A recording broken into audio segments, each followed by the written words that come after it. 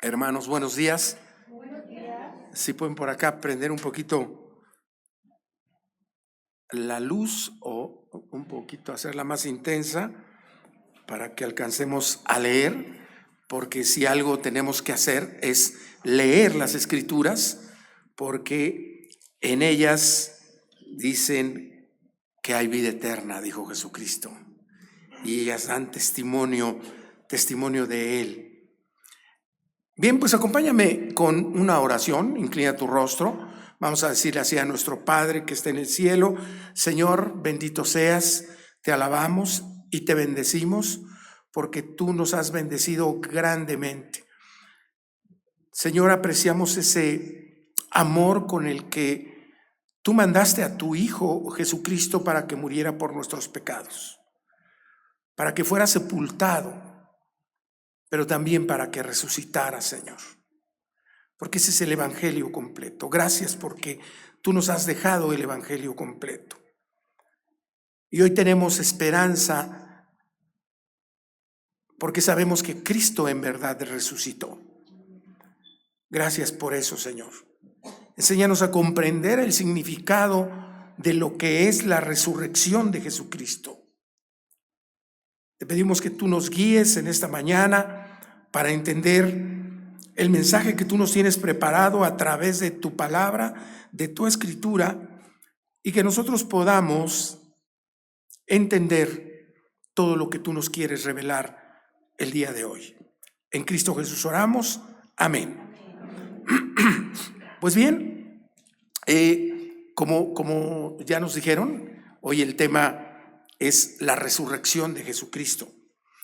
Y en todos los tiempos, desde que se conoció acerca de la resurrección de Jesucristo, el hombre se ha resistido a eso. En el Antiguo Testamento sabían de la resurrección de Jesucristo, pero en el momento en que viene Cristo y verdaderamente resucita, el hombre se resiste a creer en la resurrección.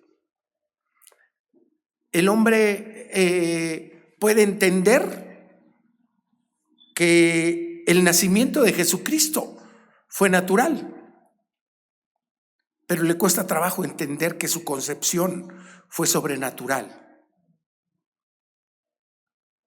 El hombre entiende que la muerte de Jesucristo en la cruz fue natural, una muerte natural, auténticamente una muerte, pero le cuesta trabajo entender que la resurrección es sobrenatural. Por eso ustedes escucharon ahorita una alabanza de que Él es sobrenatural. Porque el hombre natural, dice la palabra de Dios allá en 1 Corintios 2:14, no alcanza a discernir las cosas que son del Espíritu.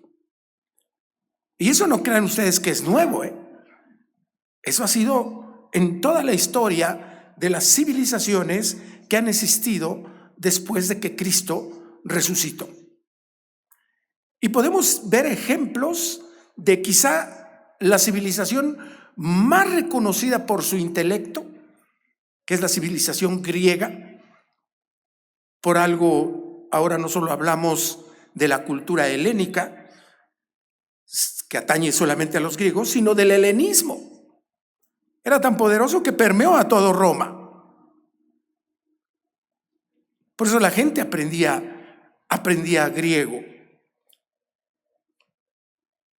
Y Pablo sabía, hace 1900, casi 60 años, cuando le escribe a la iglesia de Corinto, ahí muy cerca de Atenas, ¿verdad? Le escribe a esta iglesia acerca precisamente del tema que nos ocupa, de la resurrección de Jesucristo. Porque se estaba enseñando que o una de dos, o que la resurrección, como decía Marta, allá en el capítulo 11 del libro de Juan, sí, yo sé que vamos a resucitar en el día postrero. Y él le tuvo que decir: yo soy la resurrección y la vida. Y también ahí los de la iglesia de Corinto, algunos decían, pero es que la resurrección ya ocurrió. Confundían el tema, quizá, algunos teólogos dicen, con el nuevo nacimiento. Y por eso, a esa cultura altamente desarrollada, donde tenemos los filósofos más sobresalientes, los matemáticos más sobresalientes, los racionalistas más sobresalientes, no entendían lo que era la resurrección. Y tú dirás, pero ¿qué nos importa ahora a nosotros los griegos, Luis? Es que hoy hay personas que les cuesta trabajo entender que Jesucristo resucitó.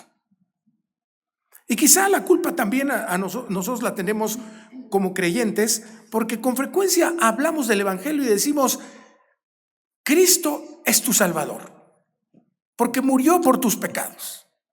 Murió ahí en la cruz, fue sacrificado y tal. Y por eso es tan común en la cultura universal el traer una cruz. ¿Y qué traes de la resurrección? Porque el Evangelio no termina ahí. Cuando Pablo se dio cuenta de que los de la iglesia de Corinto no entendían bien lo que es la resurrección, empezó a establecer las bases de la misma. Y ve lo que dice en 1 Corintios capítulo 15, abre tu Biblia ahí, 1 Corintios capítulo 15. Y ve cómo empieza. Es muy extenso el capítulo 15, no lo vamos a leer todo, vamos a leer una parte fundamental. Y ve cómo empieza Pablo a hablarles de la resurrección. Además os declaro, hermanos, el evangelio que os he predicado, el cual también recibisteis, en el cual también perseveráis. Lo primero que tienes que saber es cuál es el evangelio. Si una persona no sabe cuál es el evangelio completo, le va a costar trabajo entender el tema de la resurrección. Y no estoy hablando de una persona que apenas se convirtió y tiene una fe todavía, digamos, débil y que está aprendiendo. Y por eso nosotros en este púlpito enseñamos la palabra de Dios, porque necesitas saber acerca de los temas. Si alguien no sabe acerca de la resurrección, por eso predicamos acerca de la resurrección. Entonces les empieza diciendo, el evangelio que yo les declaré y que yo les comparto y que ustedes recibieron, en el cual creyeron y en el cual siguen creyendo porque perseveran en él, por el cual asimismo, si retenéis la palabra que os he predicado, dice, sois salvos. Si no, creísteis en vano. La fe está determinada porque tú creas correctamente el evangelio completo. Sí, no podemos negar que Jesucristo es nuestro Salvador y que murió en la cruz por nosotros. Y así lo dice Pablo, versículo 3. Porque primeramente os he enseñado lo que asimismo recibí. ¿Sabes quién se lo mostró? Se lo mostró Cristo mismo, allá en el camino a Damasco. Cuando él iba decidido, convencido de que lo que estaba haciendo era correcto, ir a matar cristianos. Esto es historia, ¿eh? Para tú que dices, bueno, Luis, me hablas de fe. No, esto es historia. No nada más lo registra la Biblia. Por si tú quieres ponerte en el plano de los griegos y ser racional, porque alguien puede decir, a mí no me convencen con sus cosas, ¿verdad? Bueno, esas cosas son la palabra de Dios. Porque este libro, déjame decirte, que no contiene la palabra de Dios. Es la palabra de Dios. Este cúmulo de libros, por eso se llama Biblia, de donde viene la palabra biblioteca. Dice, porque primeramente os he enseñado lo que asimismo recibí de Jesucristo. Por eso él terminó diciéndole, Señor, ¿qué quieres que haga? Y su vida fue transformada totalmente. de ir en un sentido, terminó yendo a otro sentido. Se arrepintió. Metanoia, que quiere decir ir en una dirección y no simplemente cambiar de dirección, sino girar totalmente a la dirección opuesta. No un giro de 360 grados porque quedas igual. Hay gente que se la pasa así, bailando, dando giros de 360 grados y sigue igual. El evangelio te transforma. La resurrección, cuando tú la entiendes, te transforma. Ya no eres el mismo, como no lo fue Pablo y muchos otros. Porque primeramente os he enseñado lo que asimismo recibí, que Cristo murió por nuestros pecados. Mira, Luis, pues ahí empieza el evangelio. Justo, sí, pero eso es primeramente. ¿Conforme a qué? Conforme a lo que decían las Escrituras. Si tú vas al Salmo 22, en el Antiguo Testamento, y vas a Isaías, y vas a muchos otros libros del Antiguo Testamento, vas a darte cuenta de la gran cantidad de profecías que hablaban del Mesías, el Cristo, en hebreo y en griego respectivamente. Cristo murió por nuestros pecados, no porque yo lo digo, sino conforme a las Escrituras, porque Dios lo dice. Porque cuando aquí señala que es conforme a las Escrituras, es conforme a la palabra de Dios. No es a la persona que te está predicando, sino lo que dice las Escrituras. Por eso Pablo tuvo mucho cuidado. Era una iglesia y sabía de las Escrituras. Y dijo, el evangelio es así, Cristo murió por nuestros pecados, pero no porque te lo estoy diciendo yo, dijo Pablo, sino porque lo dice la palabra de Dios. Y que fue sepultado. Sí, murió por nuestros pecados y fue sepultado, pero ve lo que sigue. Y que resucitó al tercer día. ¿Conforme a qué? Conforme a las Escrituras, conforme a la palabra de Dios. Dios da testimonio de que Cristo resucitó de los muertos, conforme a las Escrituras. Entonces, lo primero que deja claro Pablo es, ¿tú quieres de verdad creer el evangelio completo? No puedes dejar fuera la resurrección. Cristo murió, fue sepultado y resucitó al tercer día. Y hoy está a la diestra, sentado a la diestra de Dios, intercediendo por nosotros. Pero adivina qué otra cosa. Él está dentro de nosotros, en la persona del Espíritu Santo. Por eso en la escuela dominical, ahí cuando les preguntan a los niños, ¿dónde está Cristo? Ellos dicen, en mi corazón. Eso quiere decir, en mi interior. Eso es sobrenatural. Eso el hombre natural no lo puede entender. Y yo no te culpo si tú no lo entiendes, porque necesitas, primero que nada, creer en el evangelio, arrepentirte de tus pecados, decir, Señor, ¿cómo no pude reconocer que tú eres un ser sobrenatural, el dueño de la vida, y que por eso tomaste tu vida, la entregaste y la volviste a tomar para ser resucitado? En segundo lugar, Pablo quiere dejar establecida otra cuestión, no menos importante. ¿Qué efecto tiene la resurrección como parte del evangelio completo? Dice el versículo 5, después de que resucitó al tercer día, y apareció a Pedro, y después a los 12, y después apareció a más de 500 hermanos a la vez, de los cuales muchos viven aún y otros ya duermen. Después apareció a Jacobo, después a todos los apóstoles, y al último de todos, como a un abortivo, me apareció a mí. ¿Qué quiere decir esto? Esto quiere decir que él vive. Su tumba está vacía. Si tú vas a visitar lo que dicen que es su tumba, pues está vacía. Y aún si vas donde es el lugar verdaderamente donde fue la tumba, también está vacía. Porque es un Dios vivo. La iglesia de Tesalónica entendió muy bien esto allá en 1 Tesalonicenses 1:9, cuando Pablo dio testimonio de ellos y dice, todo mundo cuenta de esta iglesia, cómo se convirtieron al Dios vivo. ¿Para qué? ¿Para qué se convirtieron? ¿Para qué fueron transformados? Para servir a Dios. Y servir a Dios no es el concepto que nosotros tenemos de hoy cargué muchas sillas ahí en la iglesia. No, servir a Dios es en todos los sentidos con tu vida. En todos los sentidos, con tu familia, en tu trabajo, en la escuela, en la iglesia, en el mundo, en donde quiera. Porque dice que se apareció a Pedro, ese que lo negó 3 veces y que dijo, yo qué te voy a negar. Ese Pedro que buscó a Jesús resucitado y que Jesús lo ordenó como pastor de las ovejas, apacienta mis ovejas. Ese ya no dejó de seguirlo. Tan fue transformado que Juan le dijo, ¿y este por qué no sigue? Y dijo, ¿y tú qué?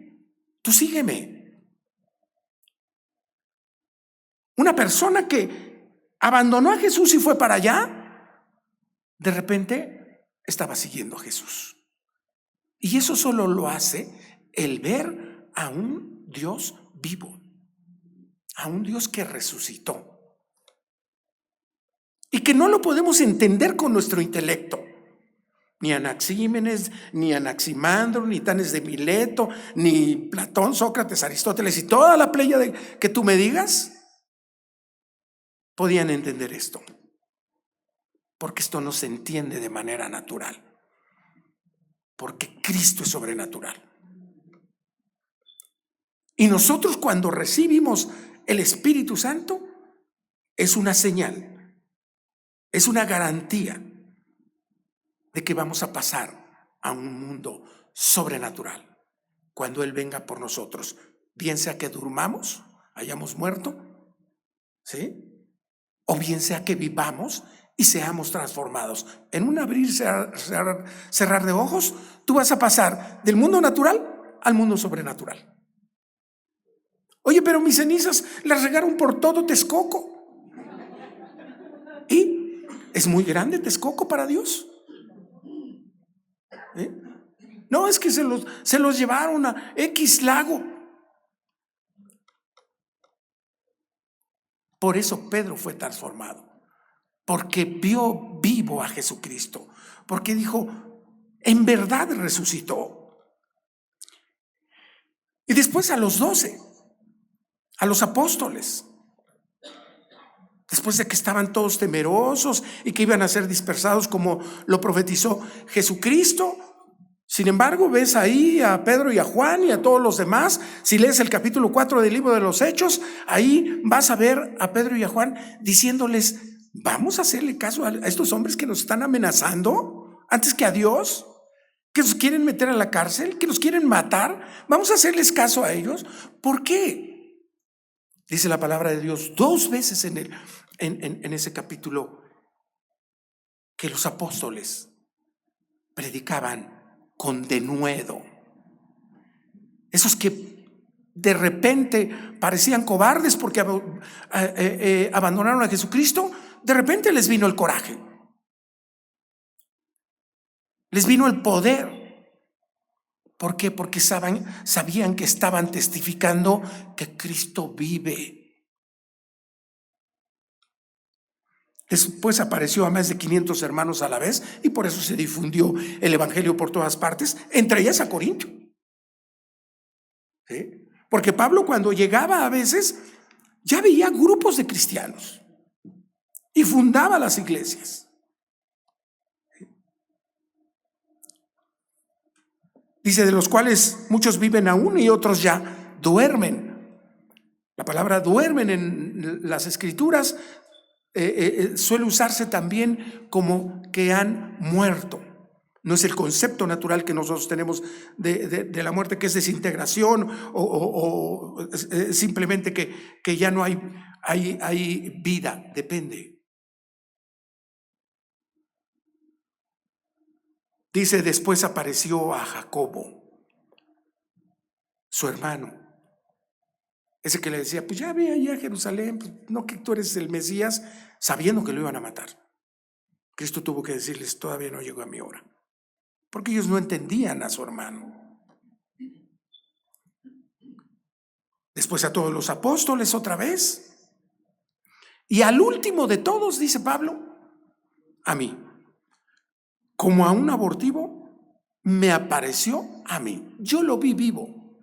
Dice allí, aquí mismo en 1 Corintios 11, que él enseña la cena del Señor tal como la aprendió de Jesucristo. No es un rito que inventamos los cristianos, ¿eh? Oye, ¿tú por qué haces esto? Pues porque me lo enseñó mi abuelito. Y a tu abuelito, que es también su abuelito. Y aquí puras tradiciones. No. Dice ahí Pablo, yo les enseño lo que también recibí. ¿De quién? De Jesucristo. Y su vida fue transformada. De ser un hombre que perseguía a la iglesia, ve lo que dicen los versículos 9 y 10. Porque yo soy el más pequeño de los apóstoles, que no soy digno de ser llamado apóstol porque perseguí a la iglesia de Dios. No importa qué seas o qué hayas sido tú, cuando tú crees en el evangelio completo, entre ellos la resurrección, eres transformado. Una vez una persona a mí me dijo, Luis, tú no sabes lo que yo he hecho, tú no conoces mi vida. ¿Cómo me dices que Cristo me puede salvar y me puede perdonar y me puede cambiar? Porque no hay pecado, por más grande que sea, que Cristo no pueda perdonar si tú te arrepientes de corazón. Si tú le pides perdón y lo recibes como tu Salvador y como tu Señor, y crees en el Evangelio completo. Y ese Pablo que perseguía a los cristianos, ve cómo terminó. Pero por la gracia de Dios soy lo que soy. Hay un autor ahí que escribió un libro en que le llama a Pablo el león de Dios, Taylor Caldwell. El león de Dios. Y muestra cómo predicó Pablo hasta el lírico, dice el libro de Romanos. ¿Sí? Pero por la gracia de Dios soy lo que soy, y su gracia no ha sido en vano para conmigo.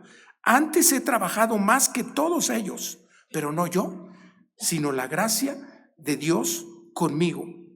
Porque o sea yo, o sean ellos, así predicamos y así habréis creído. ¿En qué? En el evangelio completo y en un Dios que resucitó. Cristo que resucitó de los muertos y que vive. Y que si tú recibes a Cristo como tu Salvador, Él viene a morar a tu vida a través del Espíritu Santo. Dice ahí en Efesios capítulo 1, versículos 12 y 13. Porque esa es la garantía que te da Dios, como la garantía que nosotros damos cuando decimos, y yo voy a cumplir lo que dije, y para que veas que cumplo, aquí te dejo esta fianza. Dice Dios, yo voy a venir por ustedes. Y para que vean que voy a venir por ustedes, ahí les dejo las arras, que es una forma de garantía. Mi Santo Espíritu. Porque cuando Él venga, no va a venir por las iglesias locales. Cuando Cristo venga, no va a venir por vida abundante. Él va a venir por todas aquellas personas que tengan al Espíritu de Dios morando en ellas, que pertenezcan a lo que se conoce como la iglesia invisible, la iglesia universal. Porque o sea yo o sean ellos, así predicamos y así habéis creído. Ese que ustedes ahora ven, decía Pablo a los corintios, y que si revisan ahí con Jerusalén, les van a decir, ¿cómo? Si Pablo, sí, pues ahora ha sido transformado. ¿De cuántas personas no damos testimonio que Cristo las ha transformado? ¿Y sabes por qué? Porque han entendido que Él vive, que Él resucitó de los muertos. Versículo 12. Pero si se predica, como lo hago yo, dice Pablo, de Cristo que resucitó de los muertos, ¿cómo dicen algunos entre vosotros que no hay resurrección de muertos? Es absurdo que ese conocimiento que tienen, dice, los lleve a una conclusión de que ustedes ven hombres arrojados predicando la palabra de Dios y que digan, ¿y por qué lo hacen? ¿Cómo dicen algunos de entre vosotros que no hay resurrección de muertos? Y a continuación, como dirían por ahí, les da una sopa de su propio chocolate, o como dicen, porque seguramente tú aprendiste en la secundaria aquel famoso silogismo, ¿verdad? De Sócrates, ¿verdad? ¿Sí? Todos los hombres son mortales. Sócrates es hombre, luego Sócrates es mortal. Eso es innegable para los griegos. Pues él les hace dos silogismos con su misma cultura, con su misma estructura filosófica, para que entiendan lo que es la resurrección de muertos. Porque si no hay resurrección de muertos, tampoco Cristo resucitó. Y si Cristo no resucitó, vana es entonces nuestra predicación, vana es también nuestra fe. El hombre no se ocupa de cosas inútiles, bueno, hay excepciones. Pero el hombre, cuando se ocupa de cosas, es porque está convencido que eso es de lo que se tiene que ocupar. Por eso dice, y si Cristo no resucitó, vana es entonces nuestra predicación, vana es también nuestra fe en lo que hemos creído. Y somos hallados, esa es la conclusión, falsos testigos de Dios, porque hemos testificado de Dios que Él resucitó a Cristo, al cual no resucitó, si en verdad los muertos no resucitan. Estamos haciendo mentiroso a Dios cuando decimos que Cristo no resucitó. Y además Cristo lo declaró.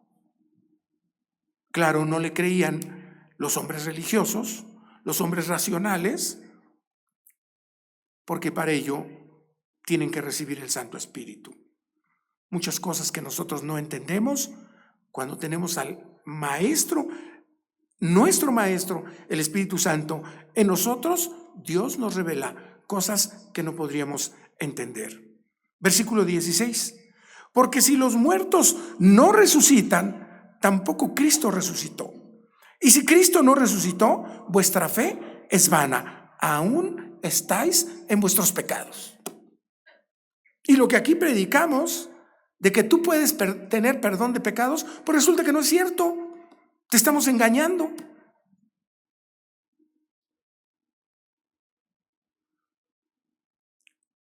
Entonces también los que durmieron en Cristo, dormir en Cristo es morir creyendo en Cristo. Así como el ladrón que estaba a su lado. ¿Sí?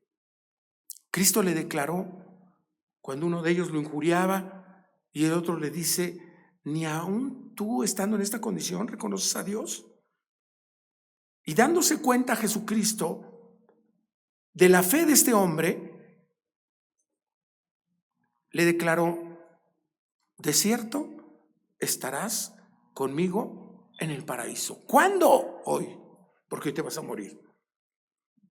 Cristo no necesita, dice ya en Juan 1:29, no necesita que alguien le diga lo que tiene el hombre en su corazón. Cuando dice, muchos creyeron, sí, pero dice, pero él no se confiaba de todos. Porque no hay necesidad de que le digan a Cristo, pues este sí creyó de verdad, como luego a veces le andamos haciendo, malinterpretando un versículo ahí, sacándolo del contexto real, ¿no? Y dice el versículo 18, entonces también los que durmieron en Cristo perecieron, se murieron. Y van a vivir separados de Dios y toda su vida. Y fue en vano lo que hicieron y fue en vano su fe. Versículo 19. Si en esta vida solamente esperamos en Cristo, escucha esto, somos los más dignos de conmiseración, para darme a explicar, de lástima de todos los hombres. ¿En qué creen los cristianos? En que Cristo se hizo hombre, 100% hombre. Su nacimiento y su concepción, como te decía al principio, demuestran que es hombre, pero que es Dios. Y su muerte y su resurrección demuestran que es hombre, pero que es Dios. Tremendo, ¿no? Porque Él es 100% hombre, 100% Dios. Y no solo ahí, acompáñame ahora a Hechos 17, ahí mismo todavía con la cultura griega.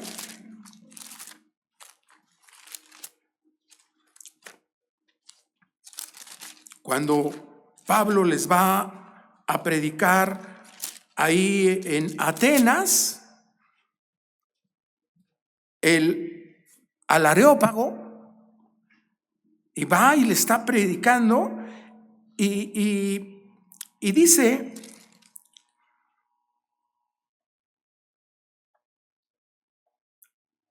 desde el versículo 19 del capítulo 17 del libro de los Hechos, y dice, y tomándole le trajeron al Areópago diciendo, ¿podremos saber qué es esta nueva enseñanza de que hablas? Pues traes a nuestros oídos cosas extrañas. Queremos pues saber qué quiere decir esto. Ve la forma en que el hombre natural ve las cosas espirituales. Y lo peor que nosotros podemos hacer es ponernos en ese mismo nivel de predicar como hombres naturales y no predicar la palabra de Dios. Y por eso dice la Escritura que vendrán tiempos en que se amontonarán para escuchar. Oye, es que él, mira, predica muy bonito, no como Luis, ¿verdad? Que todos nos dormimos. Yo por eso ya le bajo la voz para que no se despierten los que quieren tomar un descanso. Mira, y qué maravilla, y poderoso. ¿De qué hablamos? El poder está en la palabra de Dios. Por eso es lo que predicamos. Pues estos atenienses no se distinguían de cualquier hombre natural, porque todos los atenienses y los extranjeros residentes allí en ninguna otra cosa se interesaban sino en decir o en oír algo nuevo. Entonces Pablo, puesto de pie en medio del Areópago, dijo, varones atenienses, en todo observo que sois muy religiosos. Pero eso no es lo que te predicamos aquí. Nosotros no te predicamos una religión. La palabra religión viene de dos vocablos, religare, que quiere decir volver a ligarse. Porque el hombre natural, aunque no lo creas, como Dios le ha puesto eternidad en su ser, como dice allá el libro de Eclesiastés, sabe que está separado de Dios, intuye que está separado de Dios. ¿Y sabes qué quiere? Buscarlo, pero no en el lugar correcto, no de la forma correcta, no con las intenciones correctas. Y por eso se quiere volver a ligar. Y por eso quiere hacer obras para agradar a Dios, pero no le agradan. Y por eso quiere hacer ritos para agradar a Dios, pero no le agradan. Porque el único puente, ¿has oído la palabra pontífice? ¿Qué quiere decir puente? El único puente entre Dios y los hombres es Jesucristo hombre, dice la palabra de Dios.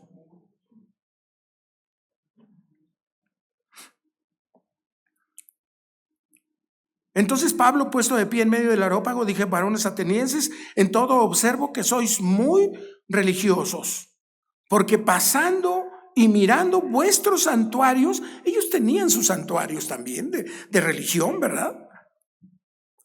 Hallé también un altar en el cual estaba esta inscripción, al Dios no conocido. Fíjate, cuando va rumbo al Areópago, ahí de repente ve muchos altares y ve uno vacío que dice al Dios no conocido. ¿Por qué podían hacer esta cultura? ¿Por qué podía hacer eso? La palabra de Dios lo dice. Dios ha puesto sentido de eternidad en el hombre, aún en el hombre natural. ¿Para qué? Si Dios ha hecho un linaje, predica Pablo en el versículo 26 de este mismo capítulo, de Cristo ha hecho un linaje y ha creado todas las generaciones. ¿Para qué? Dice, para que le busquen, si en verdad puedan hallarle. Porque en realidad el hombre natural le busca como ciego. Dice, palpando, dice la Escritura. Y todavía redondea el conocimiento diciendo, y ciertamente no está lejos de vosotros. Porque Dios, como dice la Escritura, nos atrae hacia Él con lazos de amor, pero el hombre va en otro sentido. El hombre natural va en otro sentido y no se percata de cómo Dios lo está trayendo hacia sí. Dice, hallé una inscripción que dice, al Dios no conocido, al que vosotros adoráis, pues sin conocerle, es a quien yo os anuncio. Y comenzó a hablarles acerca de Jesucristo. Pero de repente, ¿qué crees? Pablo dijo, no puedo dejar de tocar una parte importante del Evangelio. ¿Cuál es esa? ¿Cuál es? La resurrección de Jesucristo. Y entonces dice, versículo 31, por cuanto ha establecido, dice, te ha pasado por alto todos los pecados. Dice, por cuanto ha establecido un día en el cual juzgará al mundo con justicia.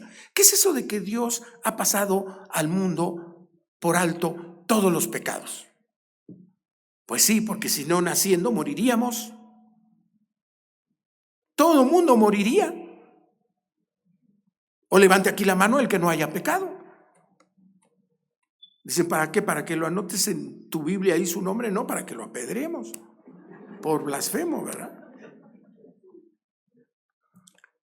Y dice, por cuanto ha establecido un día en el cual juzgará al mundo con justicia por aquel varón a quien designó, dando fe a todos con haberle, ¿qué dice? Levantado de los muertos.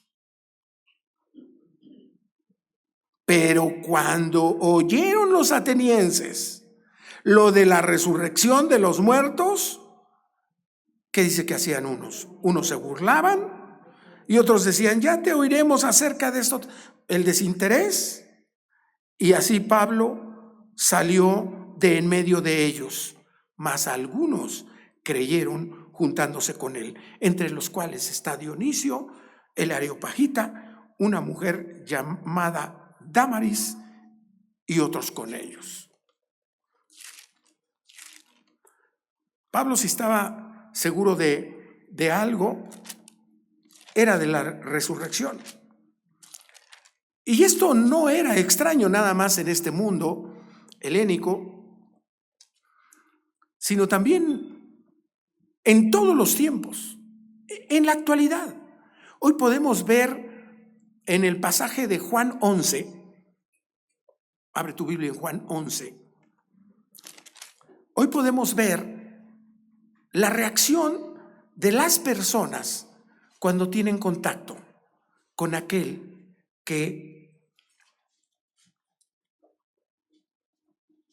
tiene vida.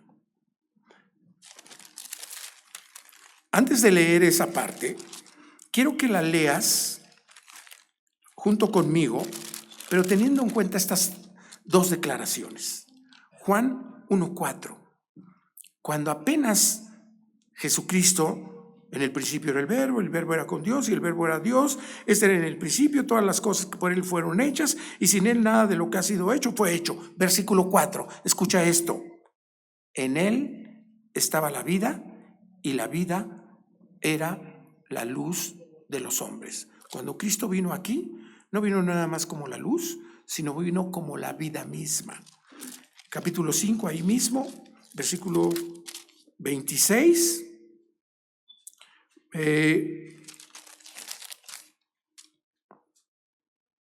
Dice,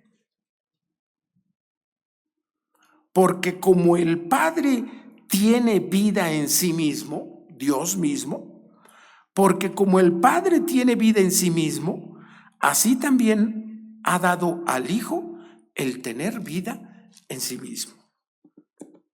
¿Qué pasó en el capítulo 11 del Evangelio de Juan? Todos lo conocemos. Hemos oído la historia de Lázaro, ¿verdad? voy a irme un poquito rápido, porque también el pasaje es largo. Estaba entonces enfermo uno llamado Lázaro de Betania, la aldea de María y Marta, su hermana. María, cuyo hermano Lázaro estaba enfermo, fue la que ungió al Señor con perfume y le enjugó los pies con sus cabellos, ¿recuerdas? Enviaron pues las hermanas, Marta y María, a decir a Jesús: Señor, he aquí, el que amas está enfermo. Cualquiera que hace eso, que demuestra que respecto de Jesús, que tiene fe, que cree en Jesús. María y Marta tenían fe en Jesús. Dijo: nuestro hermano está enfermo, traigamos a Jesús, es el único que lo puede sanar. ¿O no? ¿O no? ¿O Jesús no sana? ¿O en la actualidad no sana ya Jesús? No como nosotros queremos, sino como Él quiere sanar, como lo aprendimos en el estudio pasado. Oyéndolo Jesús dijo: esta enfermedad no es para muerte, sino para la gloria de Dios, para que el Hijo de Dios sea glorificado por ello. ¿Sabes por qué dijo Jesucristo esto? Porque les iba a mostrar que Él era la resurrección y la vida, pero que no habían sido capaces de verlo. Porque ya estamos en el capítulo 11. ¿Y te fijaste lo que leí en el capítulo 1 y en el capítulo 5? Y en todos, y en el capítulo 8 y todo lo demás que puedes leer. Y llamaba Jesús a Marta, a su hermana y a Lázaro. Cuando oyó pues que estaba enfermo, se quedó 2 días más en el lugar donde estaba. ¿Qué clase de Jesús es ese? Un Jesús sobrenatural, que sabe lo que va a hacer y lo que es capaz de hacer y que tiene poder para hacer y que tiene poder para resucitar. La pregunta es: ¿creemos en eso? ¿Creemos en ese tipo de Jesús? Porque no, yo quiero, Señor, estoy enfermo, quiero que me sanes ahorita. Y Jesús dice: ¿de veras crees en mí? Yo sé lo que mejor te conviene. A veces nosotros no lo entendemos, ¿verdad? Nos cuesta mucho trabajo. Dice, luego, después de esto, dijo a los discípulos: vamos a Judea otra vez. Le dijeron los discípulos: Rabí, ahora procuraban los judíos apedrearte y otra vez vas allá. Eso solo hace una persona que sabe lo que está haciendo y que tiene poder, el poder divino. Respondió, ve la respuesta de Jesús: ¿no tiene el día 12 horas? El que anda de día no tropieza, porque ve la luz de este mundo. En pocas palabras, lo que les quería decir: ustedes tienen que tener la fe como la mía. Pero el que anda de noche tropieza, porque no hay luz en él. Dicho esto, les dijo después: nuestro amigo Lázaro duerme, mas voy para despertarle. ¿Quién puede entender a un Jesús así? Ve lo que dijeron entonces sus discípulos: Señor, si duerme, ¿sanará? Entender exactamente lo que quiere Jesús decirte y lo que quiere para tu vida requiere que tengas el Espíritu de Dios en ti. Pero Jesús decía esto de la muerte de Lázaro, y ellos pensaron que hablaba de reposar del sueño. Entonces Jesús les dijo claramente, para que ya no hubiera duda: Lázaro ha muerto. Fíjate, le estaba hablando de manera espiritual y no entendieron. Entonces dijo: bueno, me voy a poner a su nivel. Lázaro se murió. Dijo entonces Tomás, llamado Dídimo, a sus condiscípulos: ¿vamos también nosotros para que muramos con él? Bueno, no hay manera, ¿verdad? Vino pues Jesús y halló que hacía ya 4 días que Lázaro estaba en el sepulcro. ¿Tú crees que Jesús no lo sabía? Por supuesto que lo sabía. Betania estaba cerca de Jerusalén como a 15 estadios, 3,5 kilómetros.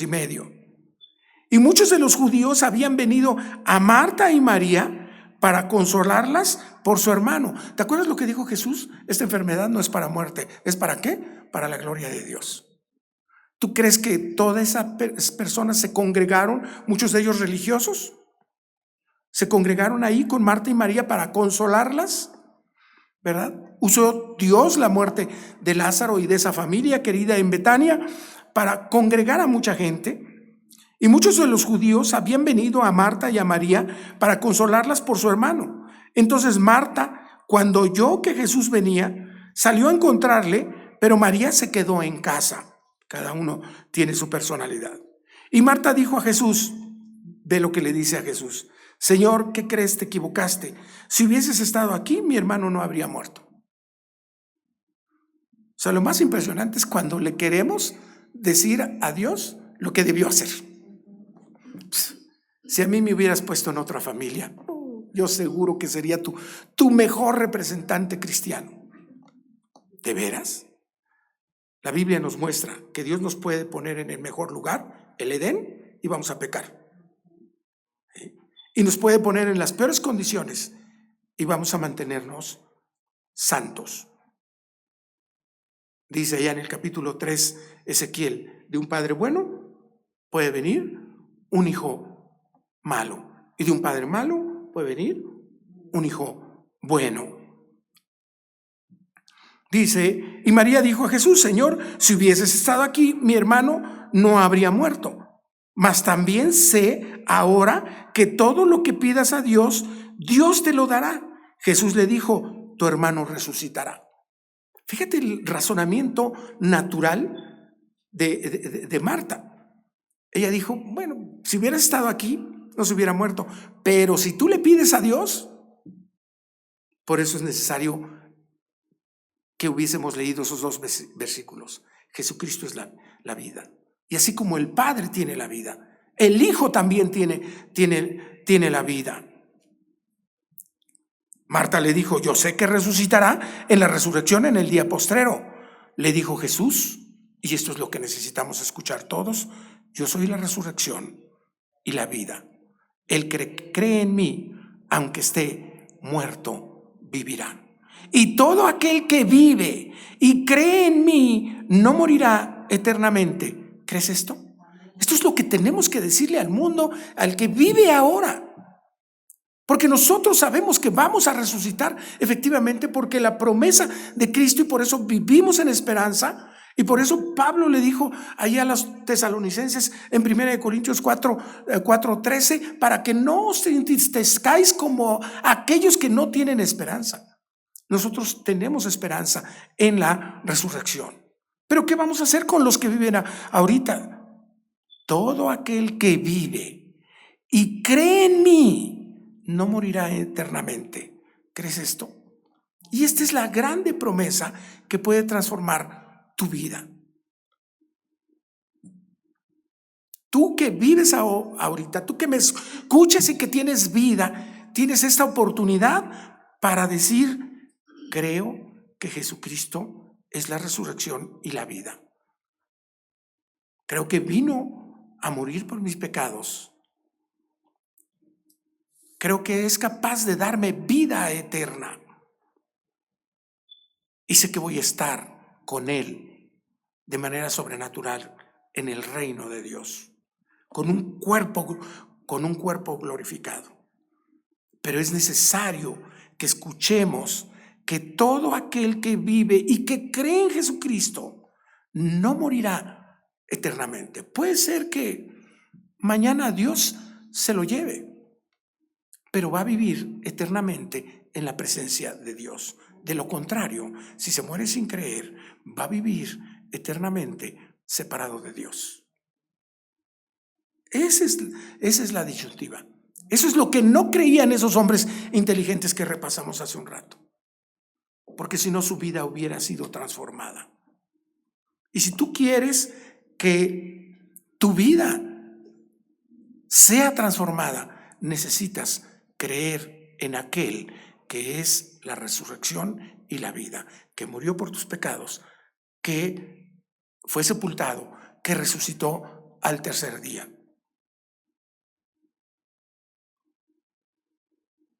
Versículo 25, le dijo Jesús: yo soy la resurrección y la vida. El que cree en mí, aunque esté muerto, vivirá. Oremos. Padre bendito, hoy reconocemos que tú eres todopoderoso y que eres sobrenatural. Y que tú nos has prometido acerca de la vida eterna que vamos a reinar contigo. Porque el Evangelio es una realidad y la resurrección es nuestra esperanza. Porque si no, somos dignos de lástima. Y hoy en esta mañana, amigo, amiga que me escuchas, si tú no habías reconocido a Jesucristo como tu Salvador, como tu Señor, y reconoces que Él es capaz de darte vida eterna, perdón de pecados y salvación, yo te invito a que ahora, en este momento, en esta mañana, ya tarde, que inclines tu rostro, que cierres tus ojos y abras tu corazón y le digas a Cristo: Señor, perdóname. Perdóname porque yo simplemente pensé que tú eras un gran hombre, un iniciado, alguien que vino aquí a morir por mí, lo cual es cierto y lo acepto, pero también que resucitó por mí, que resucitó para que yo viva con esperanza, porque yo quiero pasar la eternidad contigo, Señor. Perdona mis pecados, me arrepiento de todos ellos. Te recibo como mi Señor y Salvador. Ven a morar a mi vida para que la transformes y comience un andar distinto, porque quiero que mi vida sea transformada. No quiero ser el mismo de ayer. No quiero ser la misma de ayer. Hoy quiero recibirte como mi Señor y como mi Salvador, porque todo esto te lo pido en el nombre de Cristo Jesús. Amén.